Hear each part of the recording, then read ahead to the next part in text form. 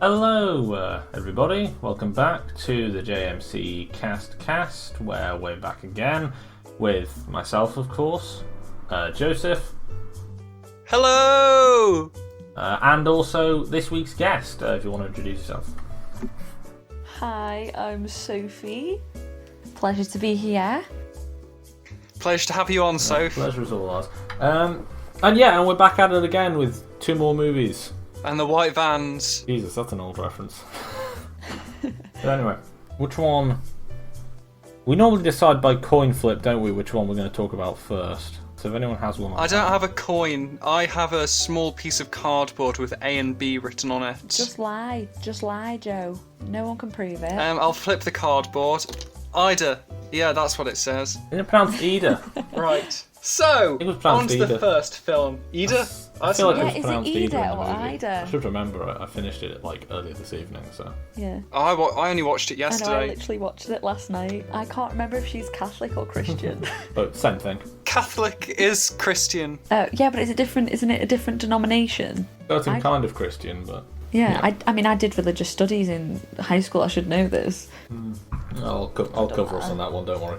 Right, so, it's your movie, Joseph, so take us away. So yeah, I was suggested this movie a few months ago by Sarah when I was first talking to them about this film podcast thing I was going to be starting. And I don't know, it just sounded like a really interesting film. And I'd been waiting until this podcasty thing was happening until I went to watch it. I think it was definitely worth the wait because it's just so rich in stuff, you know? Like... Yeah. Wonderfully descriptive, thank you. Yes. I think it has some very interesting composition in it. It doesn't really follow any rules at all. It just does what it wants. I mean, none of the angles. But, like, in a good way, right? Yeah, in a good way. Yeah, definitely. There's that one scene where the aunt is interrogating that man, and then the door frame is covering the man. And if it wasn't like a official movie, you'd think, oh, they've placed the camera wrong. But you know they've done it intentionally. It probably means something. I don't know what it means, but it probably means something. Or when they had Ida and I forgot what his name was, but a little like love interest. They were talking and they were on the lower half of the frame and they had like so much space above them. And the director seems to like doing that a lot, framing characters in sort of the lower part and then leaving the rest as empty space where the focus would normally be. It certainly gives it a very distinctive appearance, plus obviously the fact it's all in black and white. Oh my god, was it really in black and white? No. There was this one shot with the nunnery, and the nunnery was taking up pretty much the entire shot, and then there was little Ida in the corner walking out. I don't know, I think that probably means something like the presence the nunnery has over her. Probably, yeah. I mean, she's considering that she's been born and raised, well, not technically born, but completely raised in it, yeah, for her whole life. It's been spent in a convent, so... So, Michael, what did you think of this film? What did I think? I feel like it was better in concept than in execution. Yeah. In the sense that the thing is, it is a mercifully short film. It's only an hour and 20 minutes, and compared to what I had to watch last week, for the previous episode, it was really refreshing. It's a lot more tolerable than Stalker. Yeah, really refreshing to sit and just watch a short film. But even then, a lot of it is still quite slow paced, and it's a lot of sort of slow contemplative stuff. And it all just felt, it didn't feel to me personally like it had enough meat on its bones. Like, there's lots of interesting ideas and characters and themes, but none of them are quite fleshed out enough. It relies too much on implying and leaving things unsaid. And while that does kind of work for the atmosphere and the sense of concision, it also leaves it seeming a little, not shallow, but just sort of lacking in meat, I guess, to use another sort of flash metaphor. Yeah, I get that. And I don't know, with the plot, it does kind of just go straight into it. There's not a lot of establishing. I think only like 3 minutes in, she's already saying, explaining the goal of the story, which is very different in contrast to Stalker, the Abomination film. Yeah, it's basically, yep, she's a nun and she's going out with her aunt on the grimmest road trip in cinema history. I feel like it wouldn't. That's the movie. I feel like it wouldn't have worked. Like it wouldn't. Like, I mean, the fact that it was so short and like not a lot happened, but you know what I mean when I say that. I feel like it wouldn't have worked if it wasn't that like style. Do you know what I mean? Yes. Sort of falls into that broad genre of stories which the actual events are like relatively minimal, but they're important in terms of the significance they have to the characters. Yeah. Yes. Because if you were to actually write down what happens, it would seem very sort of sparse. You know, you think, well, that's it. But the film depends on how that impacts the two main characters, which is quite negatively in one case. Yes, the aunt. I wasn't expecting the aunt to jump out of the window, and especially in the manner she did it. She did it very, I don't know, casually. Yeah, I was watching that scene. I was thinking, oh, the window's thrown open. And they're framing it like she's just going to sort of casually jump out of there and... Oh my god, yeah. Wait a that minute. took me so much by surprise. Like, I looked down for 1 second and I looked back up and I was like, oh my god, she's out the window. I sort of like idly thought about it, but I didn't think they're actually going to do it, which was... Because mine kept mine kept cutting out, so I had to keep on putting it back on. It's not the worst that any of these films have done. The other one full on has Dennis Reynolds, baby rapist, in it. So... Oh my god. Yeah. I feel like you should watch, like, oh my god, what's that film? It's, what is it? Is it called the Serbian... What? Oh my god. The Serbian film. That's it, yes, thank I've you. heard about that one. Oh, I've watched... I haven't watched it, but I've watched videos about it, and oh my god, it is like... For me, it falls into that category of movies where I'll go on Wikipedia, read the plot synopsis, then say, yep, never looking at that again. Oh my god, literally. I know someone who's watched it, and that's like the closest connection I have to That's it. the closest proximity you'd probably want to be in it. It's just like... I've unfortunately seen clips of it because I was watching a video essay on it. Oh dear. And like, oh my god, I was like, I don't want to describe what happens because I didn't watch it, I had to look away. But like, it's just for the sake of good taste. Some directors try to use shock to justify what just comes across as tastelessness. Yes, definitely.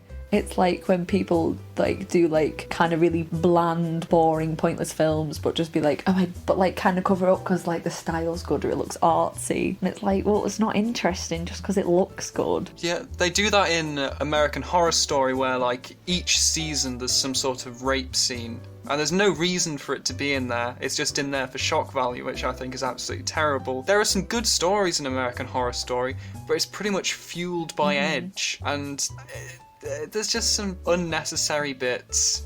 Yeah, a lot of...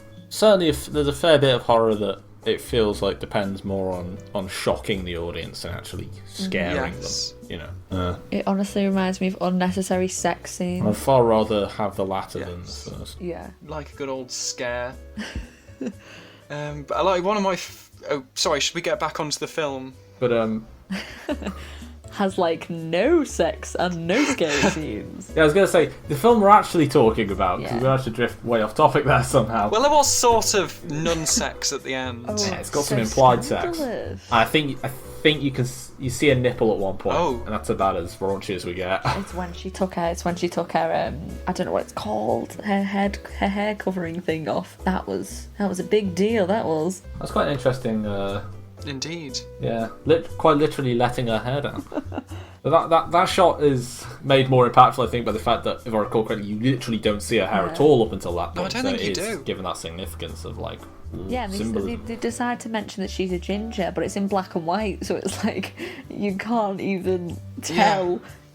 That was pointless. Well, with this film, there's a lot of mention of colour, but because it's black and white, you can't see the colour. For example, the stained glass windows, when they're talking about the beautiful colours of the stained glass windows, but we can't see the beautiful colours because it's black and white. And then they're talking about how she's got beautiful red hair, but you can't see the beautiful red hair because it's black and white. And I think that, whilst I do appreciate the artsiness of the black and white, it feels like we should really see all these colours they're describing, and it's just kind of... Yeah, or they could mix it in. I suppose to be fair to the film, it does fit into the general thing of, a lot of the time what we know of the story is mostly just coming from second and first hand accounts by characters talking about stuff. Like the underpinning event of the whole story, which happened off screen 20 years earlier with the death of Ida's parents and her aunt's own son, is only ever related through dialogue. So I suppose having the environment and everything and the colours, again, related to the audience just through being talked about, it does kind of fit into that. I'm still torn about whether the black and white was actually necessary, but I do feel like it fits the atmosphere of 1960s Soviet-era Poland. There are a lot of films that just have unnecessary changes in gradients, to the point where when we watched Parasite for the first time, it had a weird blue tint because the projector was broken, and I thought that was intentional because it was an artsy film. Yeah, that's the same. Yeah, we ended up getting free tickets afterwards though, which was good. I love Parasite. It's so funny. I mean, obviously, it's very serious to do with social class and everything. Yes. But it's really funny. It deserves what it won, I think, that's for sure. I was sitting on the edge of my seat the whole time. I was practically eating it. I know we're not on about Parasite, but when she just kicked her down the stairs, I was like in tears because I just did not expect it. It's also She just didn't care. I mean, yeah, you could. I need to watch his other movies, honestly, because considering how good that one was, and they are supposed to be. Oh my god, when I found out he also directed Okja and Snowpiercer, I had no idea, and I was like, oh my god, because I've seen both. And I was like, oh my god, it makes sense, because they're both they've got like very political undertones. Well, not undertones, because they're actually quite prominent, but I was just mentioning about Okja and Snowpiercer, but that was just that I didn't know that he directed them, but it makes sense now that he did. Yeah. There's another one of his films that I saw recently, Sea Fog, I believe, which is about like a smuggling ship in the Korean Sea. And I really liked that one. I think that was not as good as Parasite, but similar. I'd say one ranking below Parasite, or 1.5. It's still like close to Parasite, which is brilliant. Anyway, back onto the film we're supposed to be reviewing. Well, thinking about the Academy Awards, this did win Best Foreign Language. Yeah, it did, didn't it? 2016 or 13, wasn't it some multiplication of 3? 2015 for Best Foreign Language so film. I was wrong both times. First Polish film to win it. Yes. Wow. I don't know what it was up against, so I can't judge whether it was deserved, but I mean... I really like the Polish language. I think it just sounds really nice. I've got a book on how to speak Polish, but I've never actually read most of it. I just kind of bring it along places to look more intelligent. Made on a very small budget as well. It was only $2.5 million. Really? Wow. You wouldn't think, because it's very... It looks really good for such a low budget film. Yeah, there are some beautiful shots, like that scene outside where everything's covered in snow, and then there's a little Jesus pit with Jesus in it. It's a little... I think it got nominated for Best Cinematography as well, so that definitely deserved a nomination, I think. That was one of the most notable elements of it. Yeah, Definitely. I loved just how still the shots were. Like, it wasn't. There's in a lot of films now where they like have to like go right into the character's face just to see the emotion, or like they're panning, and it's like it didn't have any of that, and I actually really liked that. Well, it did. It had some, but it didn't have a lot.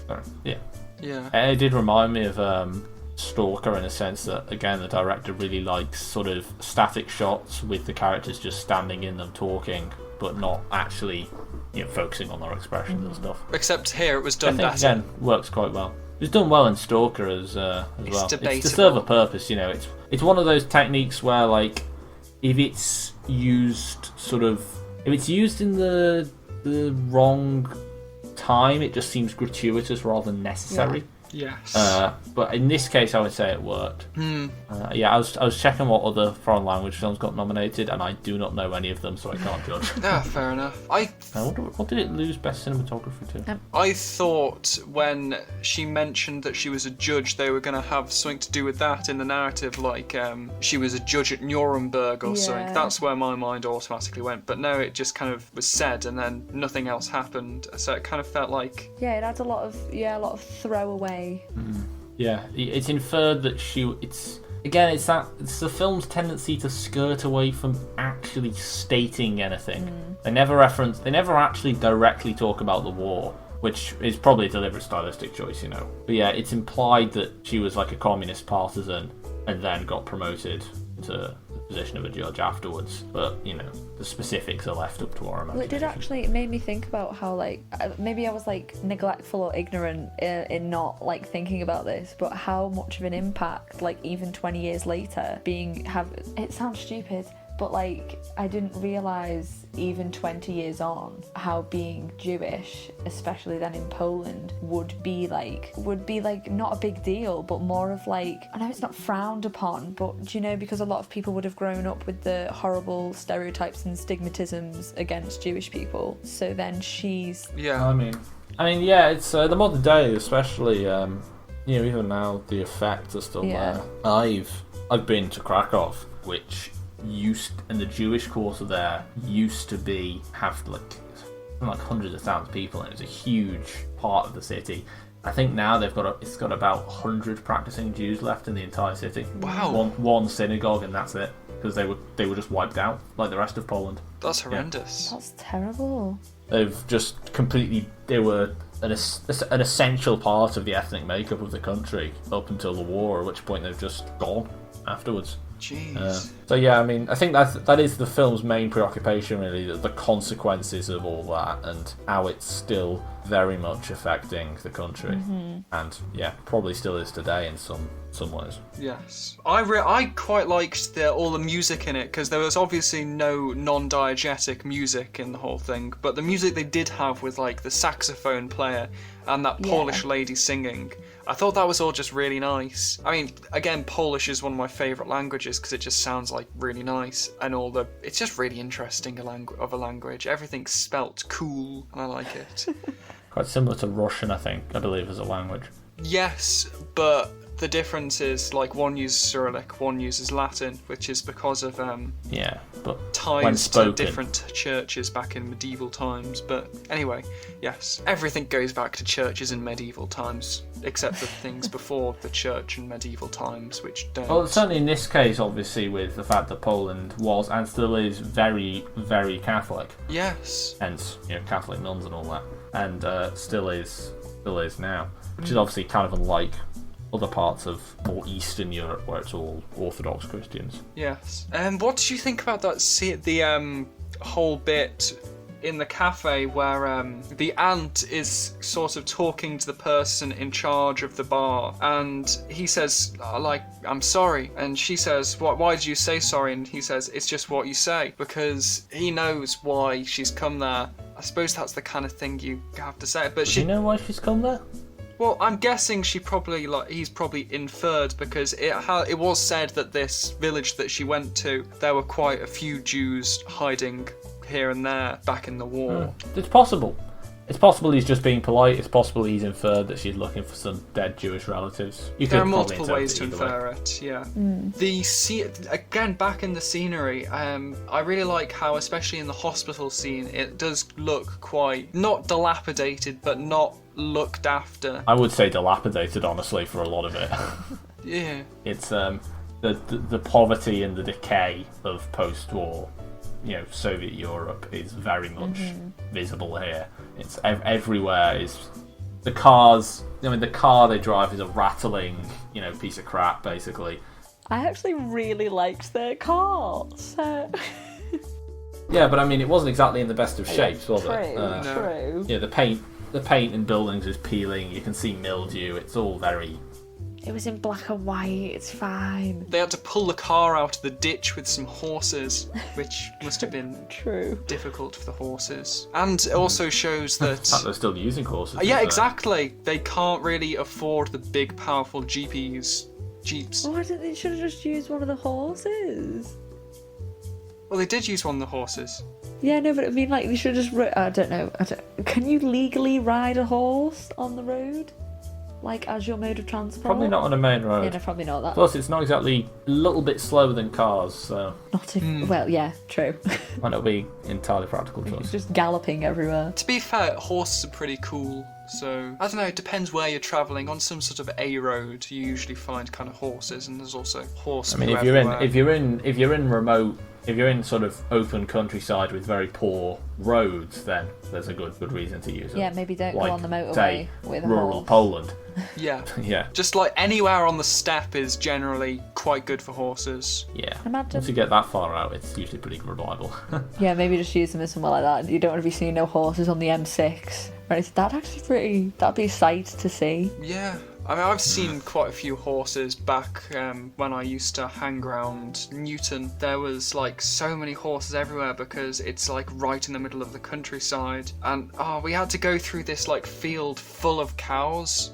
Well, we're not through the field full of cows because we were in a bus, and that would be very unfortunate. That'd be a bit horrible, Joe. Yeah, but Going off route there, I think, just a touch. there was like, we were surrounded by cows. And on two sides of the road, and they had a tunnel underneath the road so the cows could travel. And like back in year 9, we chanted cow tunnel whenever we came there. And I don't know, it's just one of those you did. really. I mean, I didn't. I wasn't the main cow tunnel cheerer, but Oh no, that was other people. I bet you chanted cow tunnel. Yeah, I Joe, chanted bet cow you did. tunnel, but I wasn't the main cow tunnel person. That was other people. I couldn't care less about their cow tunnels. Tunnel. Damn, that's pretty cruel to the cows. I mean, they get their own tunnel. And, you know, How dare you not chant cow tunnel, Joe? the cult of the cow tunnel. And they also had a massive, like, mountain of tyres that was right next to the cows. And I don't know if the cows, like, messed about on it and, like, I don't know. It was a weird Wait, field. you think the cows were climbing the tyre mountain or something?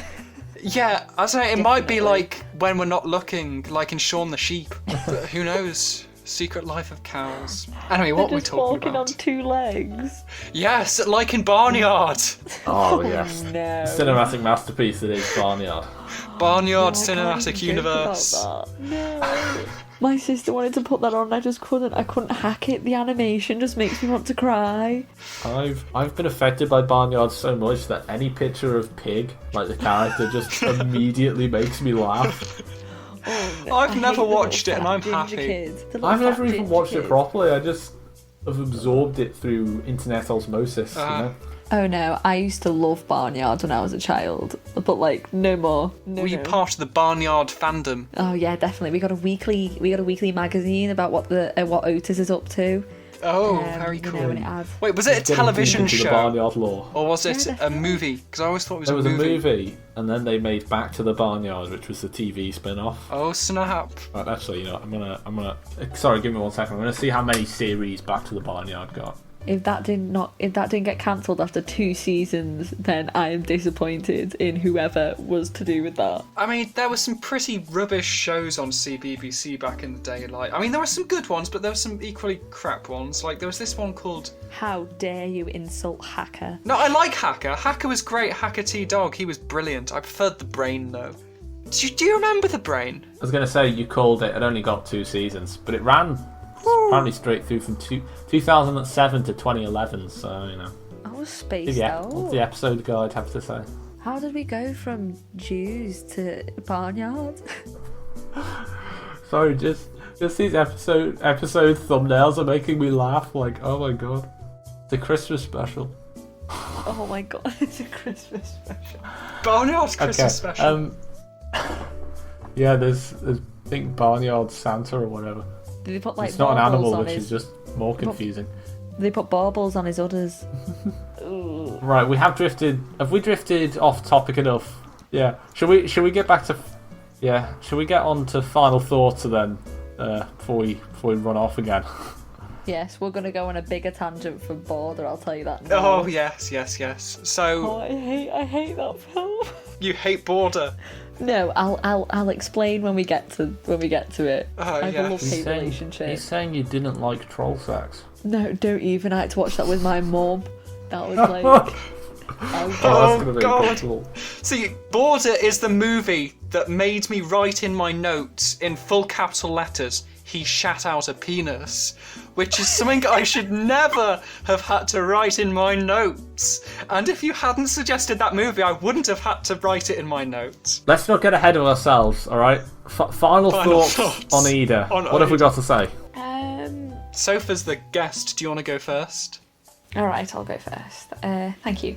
I liked it. I think it's something that I would rewatch because, like, not really a lot happens. It's quite a simple film, and it's quite, like, it's good to watch if you want to focus on, like, the shots and the way, like, different, like, things are placed in the scenes and stuff like that. And, like, it's hard to explain. It was very short and nothing happened. However, it kept me intrigued throughout, and I would definitely recommend it, but it's not like something I'm hugely like ecstatic about. What would you rate it out of 10? Out of 10, maybe. Ooh, this might be a bit low because this is kind of what I probably would give Border. Maybe a 6 or a 7. Well, that's what I was thinking, because 5 being kind of average, like, it's above average, but it's not brilliant. Yeah, I feel like if you're not interested in films and like how things are like shot, I feel like it might be boring for you. Yeah. If you get what I mean. Michael, do you want to give your input? Technically, it's really good in terms of its cinematography, in terms of its sound design, in terms of its, well, I was going to say colour palette, but that's kind of redundant. And I think the cast were all pretty strong, especially the main actress playing Ida. But as I was saying before, it just feels too thin and too sparse. Like, it could, if it had been beefed up a bit and given some more material to work with, I think it would have been a better film. It gives me the impression of a writer who has been a bit overly zealous in his editing and cutting down. But it's still I would still say it's pretty good. But I would also say that when I looked it up and realised it had won an Oscar, my first reaction was, huh? Because, well, I don't know. I'd probably give it the same score, sort of a 6, 7 kind of area, maybe 7. I wouldn't recommend it to everybody, but if you're interested in that kind of thing, it is worth a watch, to be fair. And like I said, it's short, so... Yeah. Well, without further ado, Sophie, do you want to introduce your film, Border? Gladly. So the film Border, and you wouldn't think this actually has similar themes to Ida, in the sense of it's about a woman who has, I don't know how to explain it without spoiling that she's a troll, but I'm just gonna have to. I mean, we're going full spoilers for both of these movies definitely. anyway. So. Yeah. Basically, a woman, she can sniff out guilt. And she's a border control woman. She sees this man, the operative word. She can smell that he's guilty, but she doesn't know why. They have sex. She finds out he's a troll, she's a troll. She's angry. He also kidnaps children to traffic them. It's a whole mess, but in a really good way. Yeah. I mean, it got nominated. I know. For an Academy Award for Best Makeup and Hair. I can see that. And I will say, it absolutely deserved it because they did a really, really good job there. I will say that. Again, this is also very low budget. It's only about $2 million. But the makeup, prosthetic stuff looked really good. They look absolutely horrendous. Basically flawless. It's brilliant. They give you no warning that anything like that is going to happen. Like, me and my mum just thought that it was going to be like, oh, it's going to be like a little crime thing. You know, she's trying to find out why he's guilty. And then I joked to my mum, because they both are really, like, I couldn't watch for a long amount of time because I physically wanted to throw up. I was like, oh my god, haha, she's an ogre. And then you find out that she technically is. And I was like, are you kidding me? I think it's an experience, though. The sort of, it's going to be a tense sort of Nordic crime drama. Oh yeah, also there are trolls in this, and it comes very out of left field. I wouldn't mind. Most of this film was unexpected. You think, sure. Oh, they're not going to have a baby rapist. Oh, there's a baby rapist. Like, this is your classic romance film with a twist. The twist being that the main love interest is the head of a paedophile child rape porno gang, which... And he's also... Yeah, that whole subplot is a real case of like, oh, well, this is a fairly good detective investigator. Oh, oh no, that is dark. Like, Jesus. I know. And heavy. And when he like absolutely smushed the changeling's face, I was like, what is going on? I think I must have looked away at that bit. Oh. He was, to be fair, again with this film as well, the cast are all really good. The main actress is great. The main antagonist, I guess we say, is also great, specifically because he is one of the most intensely uncomfortable performances I've seen in a film in a while. Yeah. Like, everything about him, certainly for me, like, he's really good at all the mannerisms, and the way he talks just immediately makes my skin crawl. You know, he's flashing off warning signs. This is a creepy guy. Whenever he's eating bugs, I was tempted. I was like, we're gonna have to shut this film off. I'm gonna have to leave. I need a breather, because he was just so. I just hated him so Especially much. later when they're eating snails, and it's like, I mean, I get that's what French people do, but like raw snails, it's like, ugh, don't do that. I mean, eating insects, it's never the most attractive thing No. to do. I certainly wouldn't do it on a first date. Yeah. I'm gonna be honest with you, I originally thought they were conjoined twins, right? That's why they had like a scar. Obviously, we find out his head tail's been cut off, but I thought that like they were conjoined twins because they look so similar, who had been separated at birth. And then obviously they have sex, and you're like, oh, okay, that theory's out the window.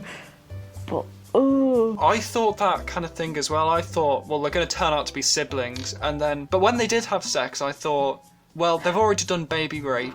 I think it isn't too far-fetched that they're going to do some sort of weird incest thing, because this film has already gone the whole hog. oh my god. But for the victory of good taste, they didn't. Yeah. Yeah, the CGI penis took me out. I did not like that. I did not like that. I need to. It looked like I was weird, meaning. silly string It penis. just appeared. I Which was is a meaning before sentence this to that actually you never want to look it say. up, and I did mean to look up and see like what the actual, because obviously this movie's trolls are obviously based on like actual sort of Nordic folklore beliefs. Yeah. And I did mean to actually look up and see the exact details of that, because the things of the strangeness going on with the genitalia and the skin change of children and the Ooh, I did actually. changelings, isn't it? Changeling kids and the lightning thing. I did actually have a look into this, and I looked mainly into the changeling thing, and in Norse mythology, and whilst it was Norse, it also happened quite a bit in in Britain and stuff. They also had these kind of folklores about trolls, but the idea was that trolls thought it was more respectable to have your child grow up in human society because we're more human and more cultured. So they would. We're all fancy. We know how to do the writings. We don't eat snail. Well, So they'd swap one of our children for their children, and then let it grow up, and then they'd become like a fancy troll. It kind of reminds me of. Have you watched Torchwood, Michael? I haven't. No. Well, there's this one episode with, I think it's called Small Worlds, and it used to scare the shit out of me. I mean, and it's about like, there are these fairies that are like extra dimensional beings, and they lock onto a child and basically act as a protector for this child until the child decides to go with them, and then they become a fairy, and fairies are like Lovecraftian monsters in reality. I was gonna say the whole child swap and replace changeling thing. There's something about that. I think Irish folklore has something similar. I think fairies like trying to kidnap babies and swap them out with their own ones that are like evil. I can't remember the details. So again, you'll have to look this up, listeners. But it is quite interesting that there's a parallel as well between those two different. Like countries. the whole idea of swapping babies just freaks me it's out. really It's just weird. wrong. It's no, stop it. It preys on an inherent sort of thing of taking something that we see as harmless and needing to be protected, and then having it secretly be some malevolent creature that we don't realise about. That kind of Makes your skin it's crawl.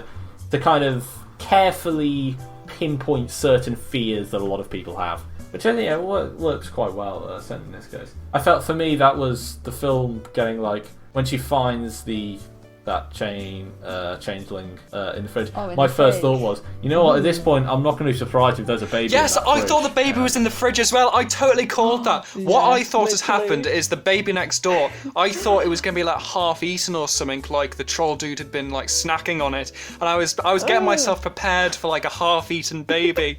So I was quite pleasantly surprised when it wasn't a half-eaten baby, because that shit's I had been scary. expecting some form of baby no. kidnapped. I was like honestly scared of what it would look like because when he just started giving birth in the forest, and I was like, what is about to be revealed? And it was just, it was the fact that you could just mould its face was what got me like creeped out. Again, they did a good job with the effects there. Talking about the twist, though, I did see the fact that he was. I saw it coming that he was gonna turn out to be involved in something shady and morally wrong. It was just a question of what. I was putting my money on, he's going to be kidnapping babies or something, and it turns out he was. And he was in charge of the whole operation. Yeah, you can't look at me. You can't look at me and tell me that Vor was a good person. You like even just without the whole baby thing, you just look at his face. And I'm just like, you. I mean, yeah, Just he's a bit dodgy. You know, you can never judge by appearance.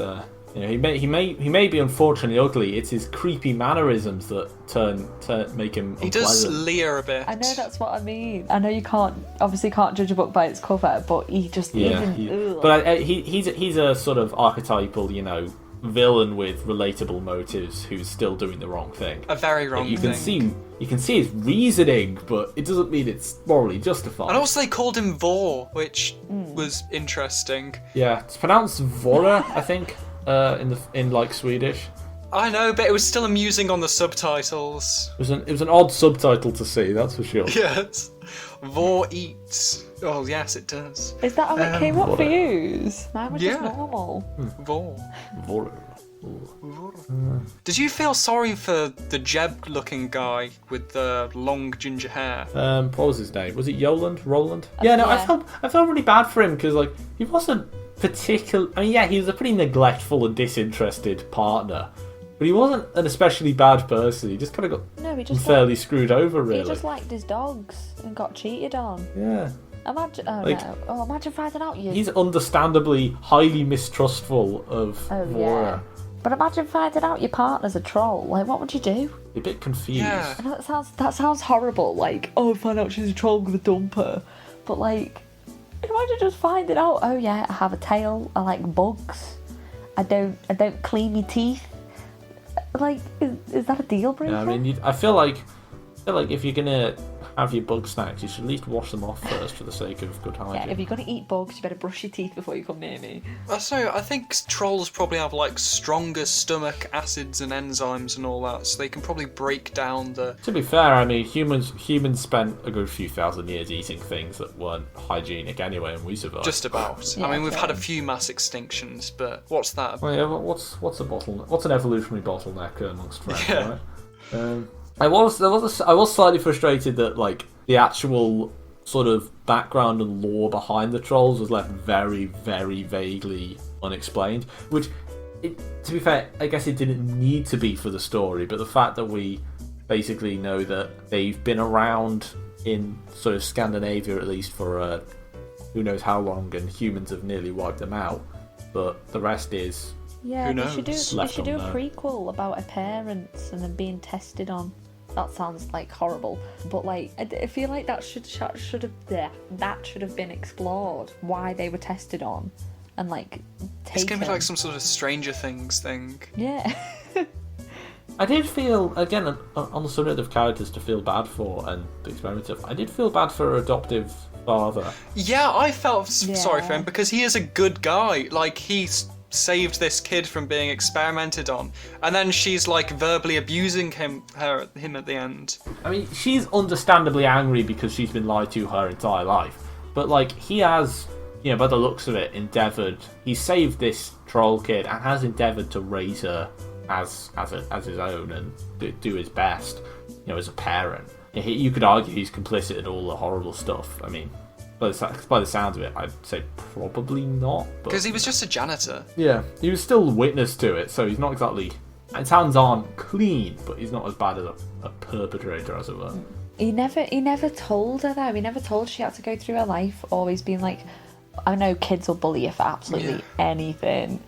But, like, yeah, she was bullied, and, like, she never knew why. She couldn't change it. It's that recurring element in fiction of, you know, if a parent had just told the child their secret identity from the start, a lot of problems could have been avoided. And keeping the secret from them for life never seems to work out well in fiction. Often in reality as well. People don't like being lied to for, like, their entire upbringing. I wonder why. Crazy.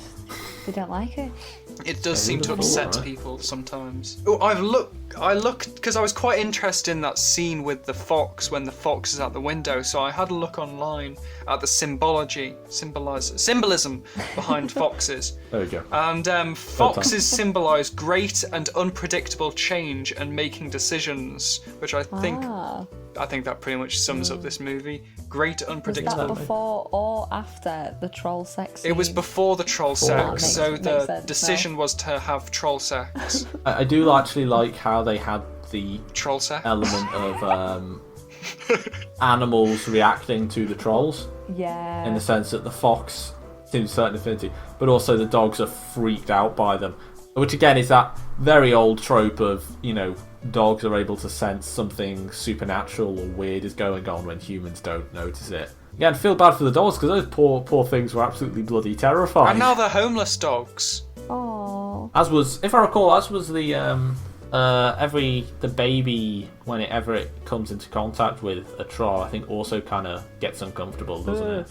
Oh, if Little I would she, never rather. let just Vought. I hate him. Sorry, but like I would never let him touch my baby. Yeah, that guy has absolute "don't let him near your child" vibes, which of course, you know, good reason for that. Because he is the head of a paedophile pornography ring. Not even that, Joe. Just him as a creature. I'm gonna call him a creature. Him as a creature. How can you look at him and think, yes, hold my child, please?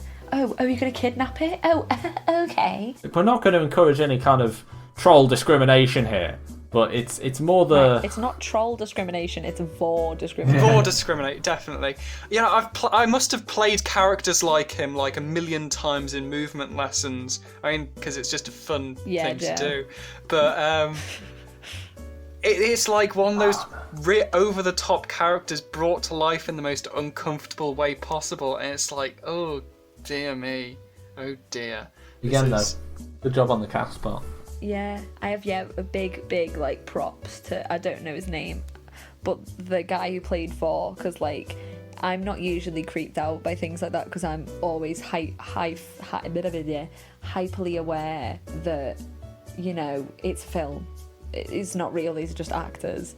But like just something about him just really, I couldn't not think about how creepy he was. He was very creepy. I thought the police investigator character, she was really well played. Yeah, I liked her. She was good. She was a sort of stern mentor figure kind of thing going on, which I quite liked. I thought she was well cast. Mm-hmm. Yeah. I mean, I can see like if this was ever adapted into like British thingy-madoodah, I can see a few actresses, playing that in-chargey woman. But yeah, I'm very glad to have watched this film despite the troll sex, because I think the acting in it was brilliant. Yeah, it is really weird, but that's why I recommend it. I felt really unsatisfied by the ending. True, she did just get a baby. With the little ugly baby. I mean, I don't mind the troll baby. It's more just the lack of catharsis, not only in... I don't mind, you know, the villain makes it away kind of ending, but it just felt like our main character never got to have a proper cathartic confrontation with him. Yeah, he's still going on stealing babies. Even on that final scene, it never quite feels like a satisfying conclusion to her character arc and her relationship with him. It's just sort of like they exchange a couple lines. It doesn't really. I personally didn't find it that impactful. But I mean, and then he jumps into the sea. Yeah, which he'll probably survive. I mean, actually, would he survive? Because with his hands cuffed, he's not going to be a good swimmer. Is he really, really strong now? We can just like absolutely break handcuffs. I mean, we haven't. I mean, who knows? We're trying to thinking about our sort of known troll abilities. I would guess they're probably good swimmers by the looks of it, but they don't seem stronger than humans from what we see in the film. So I think we need a TCU, a Troll Cinematic Universe. One thing that I was thinking of earlier was one of the most prominent things about trolls is that they turn to stone during daylight. And I thought it was weird that there was no instance of like anyone turning to stone throughout the whole thing, like not even a reference to stone. There's just no stone, even though like turning to stone is their thing. It's like there's not enough stone. I mean, Like, is turning to stone a thing that they're supposed to do in the Scandinavian folklore anyway? Yeah. Turning to stone is the main thing that differentiates them from like goblins and ogres and stuff. They've got to turn to stone. I'll give it a 9 out of 10, but it needs more stone. It needs more stone. That's the thing. Yeah, no, I mean, it's completely true. I'm just looking, but they. More turns to stone. Oh yes, yeah. Here we go. Yeah, the turning to stone in sunlight thing isn't always part of the description. It's sometimes, but not always. It's definitely my favourite bit. And they seem to be kind of vague. Yeah. This is, again, I am quoting Wikipedia here, so shame on me for using bad sources. Numerous tales are recorded in which they are described as being very old, strong, but slow and dim-witted, and are at times described as man-eaters or turning to stone in sunlight. But they also look pretty similar to human beings, so hence how they can blend in. I wouldn't say they could blend in. Well, certainly in the traditional folklore, but even in this version, though, to be fair, like they look pretty sort of noticeable, but you wouldn't immediately think that's not a human when you look at them. So. Oh yeah, true. You just think that they just don't shower or like brush their teeth or clean their hands. They've sort of been hit a bit with the ugly stick, unfortunately, by their genetics, and maybe they don't have good hygiene. But you're not going to think, oh god, that's not human. If she didn't know though, maybe she could have like bred out the troll. That sounds horrible. But like, was she able to have a child with her partner? Because if so, that would be half troll. And then if that troll had a child with a human, then that'd be a quarter troll, and so on and so forth. It'd sort of breed down the troll genetics. I don't know. Oh my god, am I discriminating against trolls? I think you are, Soph. I think I am. I think I don't. It's just for. I mean, they make pretty clear that troll discrimination is, actually kind of horrifying. Yeah. So yeah, true. The whole thing is like an analogy for like race. And yeah, that is that element as well. That obviously you could talk for ages about the race analogy, but there definitely is that element of like just because they are weird, Neanderthal-looking, unhygienic bug eaters doesn't mean they're not capable of compassion and every kind of emotion that humans have. Like, they're still people, even if they're different species. The film does make. That's one of the things that I think I do like about that film's end, the ending, where the idea that compassion isn't just a human thing. The trolls can have it too. It's just that Boar has chosen not to for the sake of pursuing bloody vengeance. Yeah, and I think my reaction to it has shown that, like, because I'm like, ew, trolls, but it's just vor, which shows that, especially in society, there'll be one bad person, and you can stereotype a whole load of people just due to that person. Yeah. Yeah, here we go. I'm just reading about them. Scandinavian folk belief that lightning frightens away trolls shows up in numerous folk tales.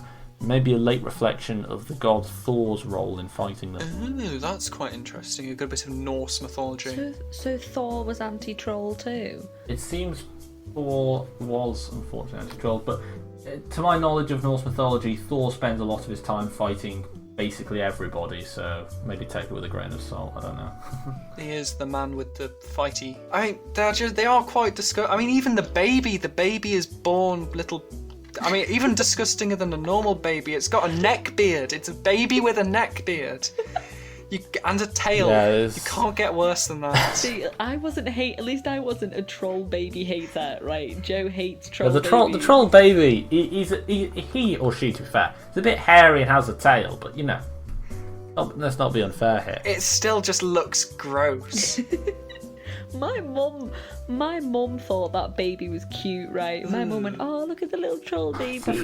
Babies are kind of automatically cute regardless of species, but All right, not when they first come out. When they first come out, they are disgusting. Okay, yeah, when they first emerge, they look sort of like a Yeah. potato that's growing limbs, but give them like some time to sort of grow Give into it a human. few weeks, and then they kind of look okay. Yeah. Not like a hard-boiled egg. The image of a neckbeard troll though is quite funny. So like, imagine a troll sort of sitting in his mum's basement or whatever, Yeah. playing Dota all evening. With his Doritos and Mountain Dew. Gotta get his tendies. Yes, chicken tendies. What is it people call themselves? A neat, isn't it? Or something like Oh, that. neat. A troll neat. A troll yeah. neat. Oh dear me. Would Vore count as a neat actually? Because he's not. I'm just gonna check the exact definition. Yeah, he doesn't have a job, or so I think Vore does actually count as a neat. So he is a troll and a neat. Is his job not technically stealing children? Oh, I guess so. I was gonna. That's a horrible job. Is that a hobby more than a job though? A hobby. What do you like to do in your spare time? Nick kids. Self-employed. Yeah. Oh dear me. Not being employed by anybody else, but. Yeah, no, I didn't like anything else working at Tesco's. Pfft, no, Aldi, don't even try me. Stealing kids, now that's my thing. Absolutely class. Like a talent show, isn't it? And then I found my true colours in like kidnapping children. Let's just brush over what he did with the children. We'll just Let's not mention that. The uses no. that they were given in that sense. The uses, Joe. I think that was. Yeah, don't get too detailed. I did think that was quite well done in how it relates into the plot as a whole, in a sense of the main character is having somebody whispering in her ear telling her to abandon humans, whilst at the same time she's also seeing humans at their worst. So it fits together nicely that you can see when she's, been involved in investigations of truly awful people, it adds to her motivation as to why she would want to abandon it all and go, troll in the woods. But then it was all orchestrated so by a troll, who I guess was trolling her. Yeah. He was behind it the whole time. But sort of anyway, yeah. If I'm right, I think I called it. And what did you say about his penis? What did you call it? Yeah, you called his penis like a squiggly... Oh wait, was it her penis? Oh wait, no, she was the one with the penis. I haven't seen it in like a month. I didn't want to rewatch it. She had a penis, which emerged... CGI. Again, I'm not familiar with how troll reproduction works. I don't think I want to find out. Clearly, it's not exactly conventional. I found my true calling, troll sex. Imagine being the animator who had to animate that. Imagine it being your job to sit down at a computer and animate this disgusting troll penis coming out of this troll woman. Have someone look at you and say, no, not realistic enough. We need it to look like this. We want it to shine in the sunlight. We want that extra drip of succulent water. Excuse me, you've missed out some vital hairs on the scrotum there, my friend. We need something looking a bit more realistic, a bit more like a troll, thank you. It doesn't match up with the concept art. You need to tweak it a bit. Don't worry, it'll only take 5 days of constant work. Do I get a pay rise? No. It's stuff like this that kind of reminds us that effects artists really aren't appreciated No, enough. did it? Oh god, no. Nearly win any of things for the makeup, but did it get anything for the CGI effects? I'll just find out. I'll need to open. I look at my open tabs look especially weird now because I've just got Barnyard and Troll next to each other. Barnyard and Troll penis. Ooh. I'm sure it's on Rule 34 somewhere. Oh, it won something at Cannes as well. What is Cannes? Because you've mentioned it a few times. Cannes. You not know what Cannes Film Festival is? I don't really keep up with these film festivals. I just hear them mentioned. Very, very prestige. The most prestigious film festival in the world. Winning something at Cannes is a seriously good sign. Nice. That is the sort of. It's hard to reach a sort of higher level of artistic recognition for a film. Yeah. It's often considered more legitimate, I think, than the Oscars because it's more film artsy kind of than the Oscars are a bit mainstream. I don't keep up with it that much. I'm just aware that it is pretty important. So I back on leads. Yes, it was nominated for Best Makeup. It got Uncertain Regard. It won a few. Yeah, it won the Best Film, Best Actress, Best Supporting Actor, Best Sound Editing, Best Makeup and Hair, and Best Visual Effects at the Guldbagger Awards, which is Norwegian. Sweden's own annual award ceremony. But wasn't this Norwegian? No, it was Swedish. I thought it was Norwegian. Sorry, I thought my bad. you told me it was Norwegian. I know. I told you it was Norwegian. I'm I sorry. was. Yeah. You told me it was Norwegian. I was looking. I was like, wait, this is Swedish. That's because Soph told me it was Norwegian. It was. I'm sorry. I'm gonna be honest with you. I haven't watched it in like a good 2 months because I could not put myself through that again. And in my mind, I thought it was Norwegian. Sweden. So yeah, no. So it did. It obviously won a load in its home country. I don't think the director hasn't. I think the director's done one other movie, and that's about it. Good for them. And it's based on a short story, which is obviously in the Swedish. Sweet. But The short story is just the troll sex. He ripped it straight off Tumblr. Ugh. That is one of the whole reasons why I think I recommended it. Not just the troll sex, obviously that'd be a bit weird. I mean, it's certainly. It just in general, it is memorable. Yeah, that's why. Yeah. For better or for worse, We had certainly quite a distinctive movie. I don't think I'll ever forget it. Good. We had a video call with college, and our tutor asked, what had we been watching? And I literally said, Border, watch it, please. I just want people to watch it just for the experience. And the fact that you won't be able to sleep at night afterwards, because all you'll think about is Mr. Vore at your window. Oh, God. Just the image you need for the evening, I'm isn't glad it? I live on the second floor of our house. Unless they can, no, they can't fly. Do you think that's going to stop him? No, he's going to probably climb jump. through the ceiling and then just kind of... Yeah, I don't want to describe it. That's a question. How high can trolls jump? I like to believe that they can jump over mountains. It's just we didn't get to see it. Probably not very, surely. We don't see him jump particularly noticeably in the film, and I would guess that as they're kind of human-sized and shaped roughly, they seem kind of heavy. They're probably not going to get too high. There's just a deleted scene of Vore jumping. Just yeets over the whole cabin. Heel spring jack or something like that. Oh, God. I mean, the way, Oh, God. No, spring I don't heel want to jack. imagine him, coming down from the sky, kind of like the Master from the End of Time, with his skeleton face. I'd erased the image of Vore from my mind, and then now, whenever we say his name, I just see him. I just see his face, his little ugly face. Quite a large face. He does have quite a big font. I mean, before I knew he was a troll, I thought the twist was going to be that they were Neanderthals that got thawed out of the ice or something. You see, I went in. One of the few things I've been trying to find the film where it's somewhere I could watch it, because it's relatively obscure to us, and I did actually find that I noticed the fact that it was about trolls, really before I watched it. So going in, I was like, oh, she's got a skull and a lower tailbone, and she can smell things because she's one of them or whatever. Oh no! I don't think there was. I don't know. On the one level, a lot of it was semi-predictable, but on the other level, there was still stuff that was totally out of left field. So it was kind of, hard to. I think if you didn't know that they were trolls, you would kind of be sat, even I joked, and I was like, oh my god, is she an ogre? And you're second guessing yourself, and then you find out, oh no, she's a troll. Then you're like, what? I was making a stupid suggestion and I was right. It do be like that. But no, they did. Again, they certainly deserve that nomination. So they did do a great job there. Oh for sure. yeah, definitely. It was.